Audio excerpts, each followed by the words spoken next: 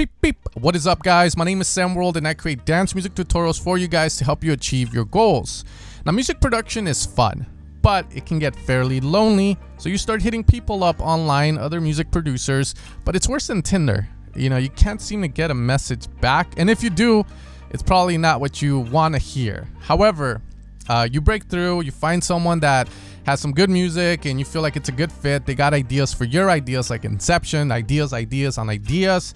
But now the problem is that you guys live on separate parts of the world and you want to work on a track live together. You want to get that experience. Well, this is where this video comes into play, as I've been teaching music producers online for about 5 years now, one-on-one, and I've also collaborated utilizing the tools we're going to talk about in today's video. Now, this video is not sponsored, and in all honesty, I wish someone would have made this video a long time ago because a lot of these resources would have been so valuable. But other than that, let's get straight into this, guys, and get you going on how you can collaborate online in a very efficient way.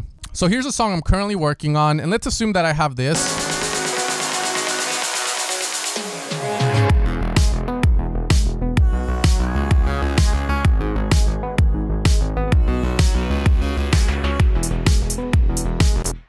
And I'm just looking like, I feel like someone could do a better fill and I just can't nail it. So I'm looking to collaborate with someone. So from here, there's a couple of tools that you're going to need. The first one is obviously you need to be able to share your screen, your Ableton screen, with the person you're collaborating with. So the best program that I found to do this has actually been Zoom. So I actually pay $150 a year for Zoom. Now, I feel like you don't need to, but again, if there's some features that you want to access, then again, it's well worth it if you find yourself collaborating a lot or if you're teaching people one-on-one. The investment pays for itself, in my opinion. From there, we're going to just go host a meeting with video on, and I'm just going to allow it, obviously. Allow Zoom to enter my laptop, just like I would let anyone date my daughter in a way. So here we go. You can see my shitty camera here, and I have Zoom. From there, I'm going to go obviously to Ableton, and fairly simple. I feel like this is a very redundant part of the tutorial, but obviously common sense, share your screen. From here, if you have stuff to hide, maybe you didn't clear your history or whatnot, then you can just go, okay, I just want to show live, but personally, I have nothing to hide, so I'll go desktop all the way on it and share it. From there, this is how it's going to look. Okay, and you're going to be able to have someone else's camera here and vice versa. Now, let's assume that you want to share your audio now and you want to make sure they can hear it. So at the bottom left, you have your share sound and optimize for video clip. The optimize for video clip just makes it so that the person can't see themselves. So if they're kind of ugly and they don't want to, then, you can do them a favor or do everyone a favor and just not share by optimize. But for me, I'm going to show myself. I think I look pretty good today. What do you guys think? So we're going to share the sound. Now, as we share the sound, by default, usually your system preferences is going to switch to Zoom audio now. So there's a new audio to use. So all you really have to do now is go into Ableton preferences, switch this to Zoom audio device. The problem here now is that Zoom, the Zoom audio card, as it streams to the person, it's going to come through in mono. So if I'm trying to teach someone like, I'm going to talk about stereo imaging, a wide sound versus a mono sound, and why you should have wide sounds be more detuned versus mono, and why you shouldn't make superly distorted monophonic sounds on the center be wide because it just doesn't fit a mix, blah, blah, blah. Then that's when it can cause issues, as the person that I'm streaming this to through Zoom is going to get the audio in mono. And what that means is it's going to sound like this. So instead of sounding like...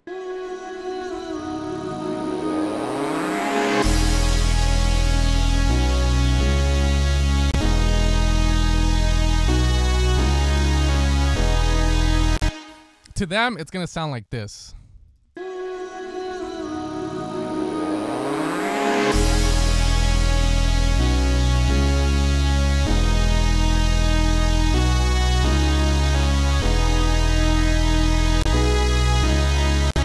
So you can see how that might arise issues. So maybe you're trying to get them the most optimal audio quality. So this is where the second tool comes into play. And this one took me a long time, long time to figure out that it existed. The bad thing about this tool is that you do have to pay for it. There is a bit of a subscription fee. You never own it. So that's the bad thing about it. But the good thing, again, is that if you're collabing a lot online and you have students and you're making money, it's worth the investment, and you can always write it off as a business expense, obviously. So that tool is going to be called Listen To, and when you download it, it is going to come in the form of a plugin, which is pretty cool, and it's called Listen To by Audio Movers. So from there, we're just going to pull it to the right and put it on the master channel all the way in the end. From there, you're going to have to log in with your credentials. May that be, you know, MILF Plunger 69 or whatever, and log in, password 123, whatever. From here, once you're logged in, you can start streaming this. So you're going to stream it. You're going to copy that stream link, going to go into your chat here, and you're just going to send it to the beautiful producer that swiped right on you. From there, you can close it. And now when we click on this, it's going to open up a new page, which is going to stream. So what this is doing is it's streaming the audio to a website, I guess. And from there, you're going to get optimal quality. So what I'm going to do here is just lower the volume inside of Ableton so you can hear the quality that we're getting with this. Okay. From there, let's just hit play. Proving to you that this is the software here.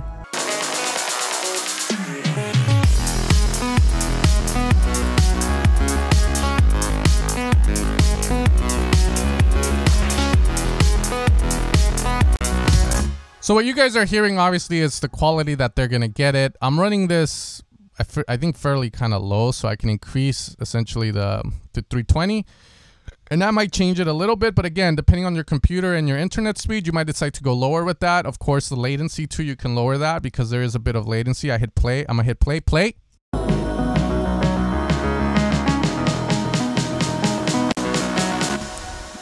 Okay. But that's going to be the next one to use. From there, you know, we can kind of go here, audiomovers.com. I'm using, I think, an older version of it because they do have this guy here, but you're going to be using Listen To, and it doesn't look as complex as they make it seem on there. But again, it's just going to look like this. And from there, you can kind of fine tune. The important thing, again, is that you do have to pay for it. And that's where it might kind of deviate a lot of people, but knowing that there's a solution out there is amazing.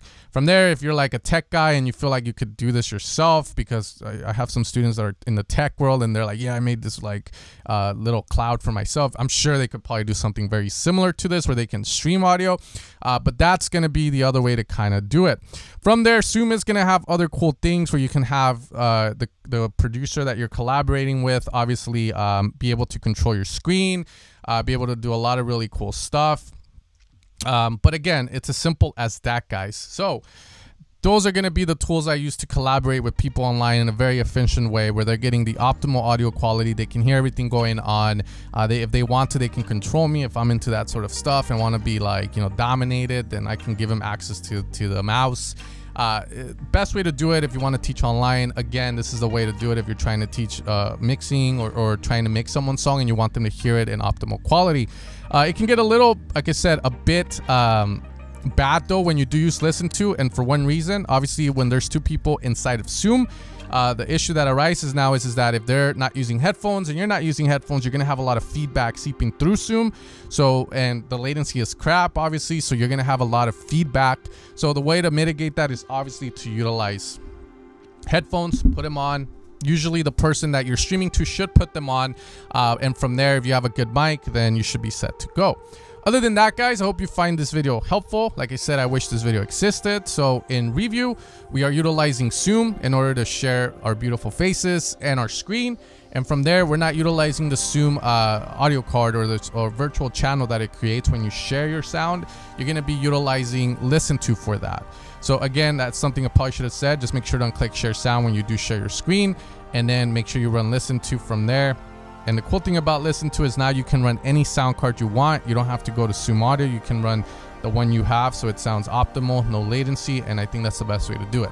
Other than that, guys, I'll catch you guys next time for another video. Make sure to subscribe, hit like, comment if you found this useful, and peace out.